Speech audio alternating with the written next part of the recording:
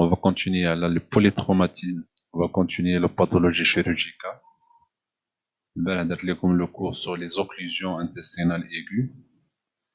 Comme l'occlusion intestinale aiguë, c'est l'arrêt des matières et des gaz. Chez un patient qui présente une douleur abdominale avec un ballonnement abdominal avec un arrêt de matière et des gaz, donc le diagnostic doit être posé devant un des symptômes cliniques. Donc il faut faire la radio, l'ASP, l'abdomen sans préparation qui montre les niveaux hydroaériques. L'occlusion, elle peut être fonctionnelle ou organique. Fonctionnelle, ce qu'on appelle l'ilius paralytique, donc à cause d'une autre infection, l'infection du péritoine, un ilius paralytique, donc occlusion fonctionnelle. Dans l'autre côté, l'occlusion organique, il y a deux types, il y a une occlusion par obstruction, occlusion par strangulation. Occlusion par obstruction dans les tumeurs, les cancers et les tumeurs bénignes.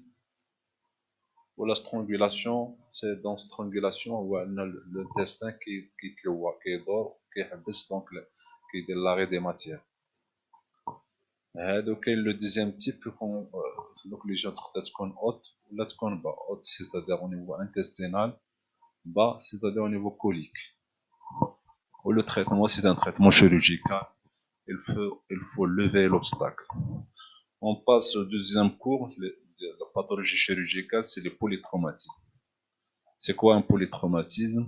C'est une association de plusieurs lésions, dont au moins une met en jeu le pronostic vital du blessé.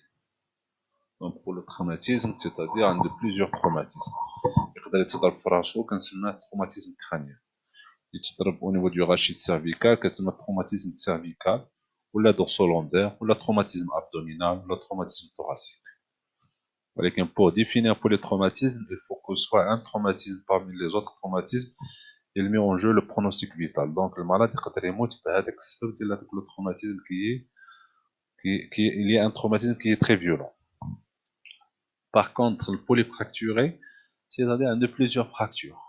Donc les fractures, ils ne mettent pas en jeu le pronostic vital. C'est une association de plusieurs sites fracturaires sur des membres différents, dont aucun ne met en jeu le pronostic vital. يقدر يكون مهرس في التيبيا, في الفيمur, في la jambe, في l'avant-bras, في l'hémérus. Donc, un de plusieurs fractures, ou qu'une fracture, il ne met pas en jeu le pronostic vital. Il y a la différence entre un polytraumatisme et un polyfracturé.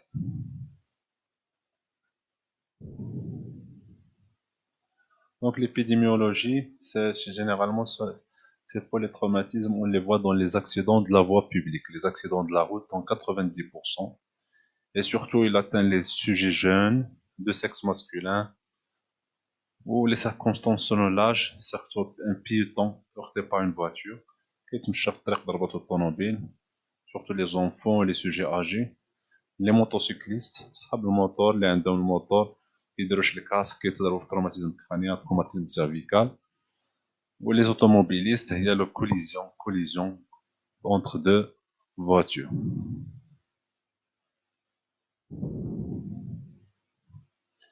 Principe de la prise en charge, qui est deux phases. Phase 1 et phase 2. La phase 1, il faut voir les fonctions vitales. Les fonctions vitales sont toujours correctes ou non. Donc il faut prendre la tension artérielle, il faut voir l'état de conscience du malade. Donc, c'est la conscience, le système nerveux et le système cardiovasculaire. Ou le bilan lésionnel, c'est-à-dire il faut demander les radios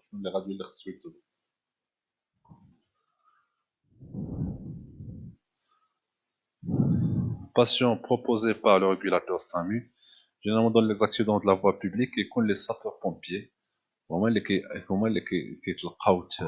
l'alerte par une personne qui chef l'accident, qui joue le lieu de l'accident, donc les pompiers qui jouent avec le malade les urgences de l'hôpital.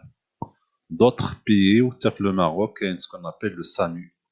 C'est un régulateur du SAMU qui connaît des médecins, qui connaît des anesthésistes, des urgentistes, qui connaît à l'intérieur de l'ambulance du SAMU, كيديروا له ramassage ديال la victime وكيديروا les premiers soins avant l'arrivée à l'hôpital. وهاد l'étape est très primordiale, très importante dans la prise en charge des polytraumatismes. التوجزات je crois راه كاين دابا une étude SAMU ان شاء الله غتكون pour le transfert des malades à l'hôpital et la prise en charge avant l'arrivée de l'hôpital. Il faut faire un recueil des informations préhospitalières, prendre les circonstances de l'accident, l'heure, la durée avant de prise en charge, la désincarcération, ولا كان مشدود بشي باب ديال الطوموبيل ولا محصور في شي بلاصه في الطوموبيل وشي جاج داخل ليه في شي بلاصه. دونك il faut faire attention. المريض خصو يخرج désincarcération. Il faut la protection et il faut le faire sortir avec le lieu qui est dangereux ou le lieu de victime qui pose des problèmes après l'accident. La position dans un véhicule, تكون مقلوبة ولا l'éjection ولا يتلح في شي بلاصة. La ceinture تتحل ويخرج المالاد تخرجو d'une façon particulière avant le transfert de l'ambulance. Donc فاش كيكون il faut chercher les modifications hémodynamiques, les troubles de conscience et les crises convulsives, les vomissements. هادو هما اللي كيكونوا les premiers problèmes de la prise en charge. Vérification des fonctions vitales. Règle du ABC. ABC, air, braid, circulation. Puis l'appareil par appareil en commençant par le neuro jusqu'à l'urinaire.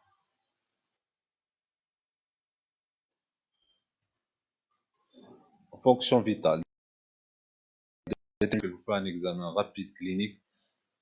Fait la fonction vitale au niveau de l'hôpital. Donc, tu examines le malade après l'examen clinique, tu vois son état de conscience, est-ce qu'il est conscient ou là. Tu vois la tension artérielle, les circonstances, nettoyage, où il faut bien s'assurer qu'il n'y a pas de problème au niveau du rachis cervical. Au niveau cervical, il ne faut pas le mobiliser, ne pas aggraver la situation. Donc après, tu demandes des radios, les radios thorax, face, radio de bassin, l'échographie abdominale, radio de rachis cervical, et un bilan biologique préopératoire, les groupage sanguin, RAI, gaz du sang, NFS, TP, TCK, ionogramme, créatinine, l'alcoolémie, toxique, sérologie virale, hémoculture, l'amylase, l'EPAS, CPK, LDH, troponine.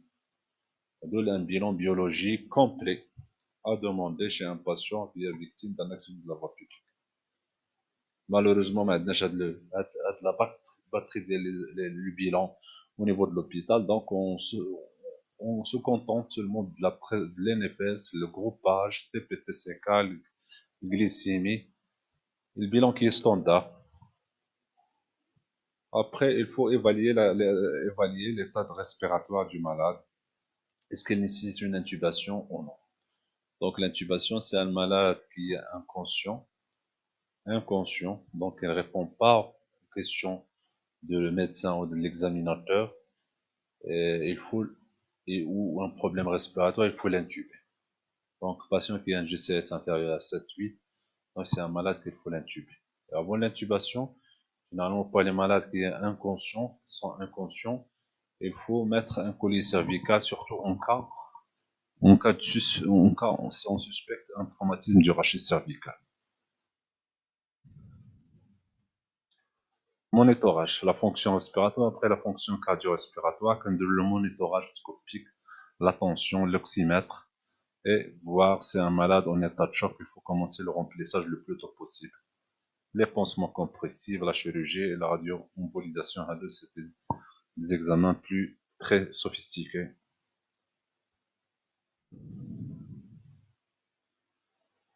L'hémorragie interne. L'hémorragie interne parce que c'est un malade qui a un traumatisme abdominal avec une atteinte de la rate, avec le risque d'y aller faire une chute ou un état de choc à cause d'une rupture de la rate s'il y a un saignement interne. Donc, l'échographie, on peut voir l'intérêt de l'échographie abdominale dans les polytraumatismes. Si on suspecte une rupture de la rate, donc il faut le malade qu'il soit admis le plus tôt possible, rapidement, au bloc opératoire pour faire ce qu'on appelle la splénectomie, c'est-à-dire l'ablation de la rate. C'est un malade qui a un plaie au niveau du cœur, ou plus au niveau du médiastin. Il faut ce qu'on appelle la thoracotomie pour faire arrêter le saignement qui est très dangereux. Danger et inutilité d'une laparotomie en cas d'hématome rétro-péritonéal. C'est lié à un hématome très important au rétro-péritonéal, donc il faut opérer le malade. Le problème des AVP, c'est surtout les fractures du bassin. Les fractures chez un malade qui a un traumatisme thoracique ou un traumatisme crânien léger, et là une fracture du bassin, le malade il faut qu'elle soit alitée, il ne faut pas le mobiliser, car les grosses artères, l'aorte, les artères iliaques, qui est au niveau du bassin, donc si une atteinte d'une grosse artère, le malade يقدر يدير une chute de tension rapide, يقدر يموت quelques minutes après le traumatisme. Donc les fractures du bassin, il ne faut pas les mobiliser. Les fonctions urinaires. Patient qui ne peut pas uriner. Il ne peut pas uriner d'un fracture du bassin. Il ne faut pas faire le sondage. Il ne faut pas faire le sondage urinaire. Il ne faut pas mettre la sonde urinaire. Il faut voir la visite d'un neurologue afin de faire ce qu'on appelle la cystostomie. S'il y a une fracture du bassin, le malade présenter une lésion du l'urètre. Donc, en cas de mener un sondage, on peut aggraver la situation. Donc, c'est un malade qui a une fracture du bassin avec un globe urinaire. Il faut appeler un neurologue pour corriger ou afin de soulager le malade et faire ce qu'on appelle la cystostomie. Contre-indication sondage, c'est une fracture du bassin, un hématome des organes génitaux externes, sang au mia. Donc, le mia, si tu vois du sang au niveau du mia du malade, le mia, il y a le point d'être uriner le malade. Si on trouve du sang, il ne faut pas faire le sondage. Si on trouve un hématome derrière les organes génitaux externes, il ne faut pas faire le sondage. S'il a une fracture du bassin, il ne faut pas faire le sondage. Donc, il faut prévoir une exploration complémentaire, c'est-à-dire une échographie ou un scanner injecté, un neuroscanner, pour voir le niveau exact de la fracture ou de lésion de l'appareil urinaire. La fonction neurologique est très importante. Il faut faire l'examen, ce qu'on appelle le score de Glasgow.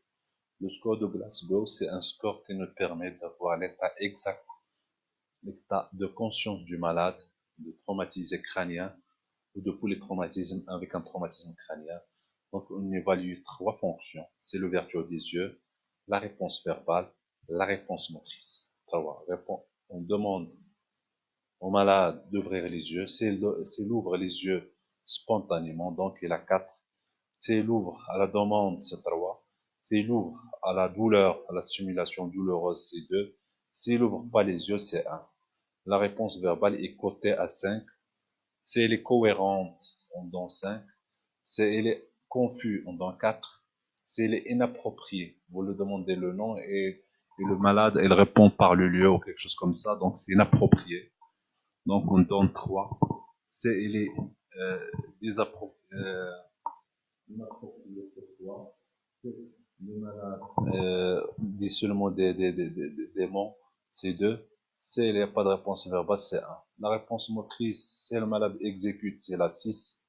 C'est il localise la douleur, on le stimule au niveau du mamelon et sa main vient vers le mamelon, c'est il localise la douleur, il a 5. C'est si le malade fait ce qu'on appelle la flexion, la flexion c'est 4, l'extension c'est 3. Si le malade ne répond pas, c'est la 1. Donc, ce qu'on appelle le score de Glasgow. L'ouverture des yeux spontanée, c'est 4. À la demande, au bruit, 3. À la douleur, stimulation, 2. S'il y a l'absence d'ouverture des yeux, c'est 1. La réponse verbale, elle est cotée à 5. S'il est bien orienté, 5. S'il est confus, 4. S'il a des mots inappropriés, c'est 3. S'il émet seulement des sons, c'est 2. Si la réponse verbale est absente, elle a 1. Réponse motrice. S'il exécute et il obéit aux ordres simples, elle a 6. Elle est adaptée à la douleur, 5. Orienté à la douleur, 4. Flexion, réflexe, 3. Extension, réflexe, 2. Absente, c'est 1. Donc, on fait une somme de 3 fonctions, de 3 évaluations et On fait Y, c'est l'ouverture des yeux, la réponse verbale, la réponse motrice, et on aura un score. Les trois, ce qu'on appelle score. C'est un malade, son score entre 3 à 7, il est en coma, donc c'est un malade qui nécessite l'intubation en urgence. C'est le malade, son score entre 8 à 13, ce qu'on appelle c'est un malade obnubulé. C'est la 13-15, s'il est somnolent. Donc, les signes neurologiques, ne pas oublier la asymétrie pupulaire, c'est la une mydriase, c'est-à-dire que le malade a un hématome au niveau du cerveau, un extradural ou sudural. C'est là aussi des signes de localisation, un déficit, donc il faut faire un scanner le plus tôt possible. Le bilan de la phase 1. Traitement au fur et à mesure des détresses vitales. Généralement, s'il y a une détresse, il faut appeler le réanimateur. Le rôle du réanimateur est primordial pour les traumatismes. Donc, si le malade a un traumatisme abdominal, il faut appeler le chirurgien viscéral. C'est la thoracique, il faut appeler un chirurgien thoracique. C'est un traumatisme crânien, il faut appeler, ou cervical, ou dorsolatéral, il faut appeler un neurochirurgien. Donc, c'est une équipe multidisciplinaire, mais le réanimateur reste le chef d'orchestre et celui qui demande les avis des autres, mais qui fait la prise en charge des polytraumatismes, surtout les polytraumatismes inconscients. Si le malade est stabilisé, il est conscient avec des fractures, donc ce malade-là, on l'hospitalise et on va avec le traumato et le neurochir afin de faire la prise en charge idéale pour tous les malades. Collige les informations sur une observation écrite. Et toujours, il faut laisser des traces écrites. C'est très important.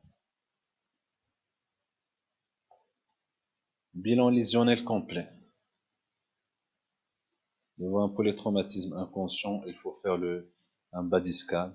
On a scan cérébral, cervical, thoracique, abdominal et bassin pour chercher des lésions, des polyfractures chez ce polytraumatisme.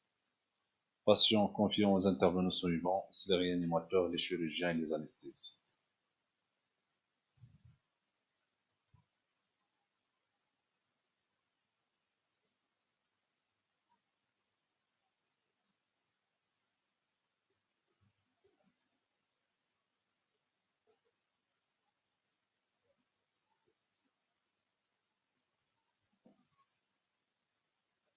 Toutes les lésions ont été diagnostiquées et le patient est stable.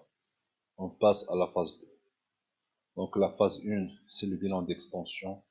Et de faire ça, c'est la phase 2. Toutes les lésions ont été diagnostiquées et le patient est stable. Patient confié aux intervenants suivants, réanimateur, chirurgien, anesthésiste.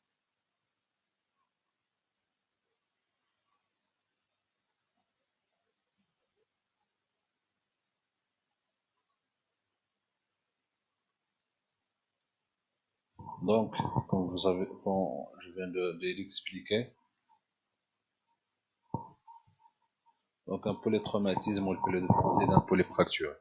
Un polytraumatisme, c'est un malade qui a un traumatisme qui met en jeu le pronostic vital. Un polyfracturé, c'est un malade qui a plusieurs fractures au niveau du son corps. Donc, généralement, ce sont les AVP ou le chute d'un hauteur élevé. Les AVP, c'est l'accident de la voie publique. Donc, le malade, vous le trouvez dans un état, dans un accident de la voie publique qui est grave. Donc, il faut ce qu'on appelle appeler les sapeurs-pompiers, c'est le numéro 15, afin, afin de faire transférer le malade du lieu de l'accident vers les urgences de l'hôpital. Le SAMU, le rôle du SAMU est très important. C'est lui qui fait la prise en charge pré-hospitalier. Donc, il met en condition le malade. Si le malade nécessite l'intubation, il l'intube. Si le malade est en état de choc, il commence le remplissage. Donc, le transfert se fait généralement vers l'hôpital. Au niveau de l'hôpital, on trouve un urgentiste avec d'infirmiers et c'est lui qui demande un bilan d'extension. Donc, le bilan d'extension chez un patient inconscient, on demande une batterie des examens. Chez un patient, c'est un body scan qui prend du cerveau jusqu'au bassin. C'est un malade, il est conscient. On fait la demande d'un bilan selon les points d'impact du malade. Généralement, l'échographie abdominale, la radiothorax, radiographie cervicale, et un scanner cérébral sont le b.a.-ba d'un polytraumatisé. Après, si le malade, on évalue l'état de conscience du malade. Si le malade, on fait ce qu'on appelle le GCS, Glasgow Coma Score. On évalue l'état de conscience. Donc, on évalue 3 fonctions, l'ouverture des yeux, la réponse verbale, la réponse motrice. Et le côté à 15. Donc, si le malade il a un score inférieur à 7, donc c'est un patient comateux, il faut l'intuber. Il faut l'intuber. Si le malade il est entre 8 à 13, c'est un patient somnolent, il faut qu'il soit dans un service de réanimation. Et si le malade il est à 13, 14, 15, on peut le servir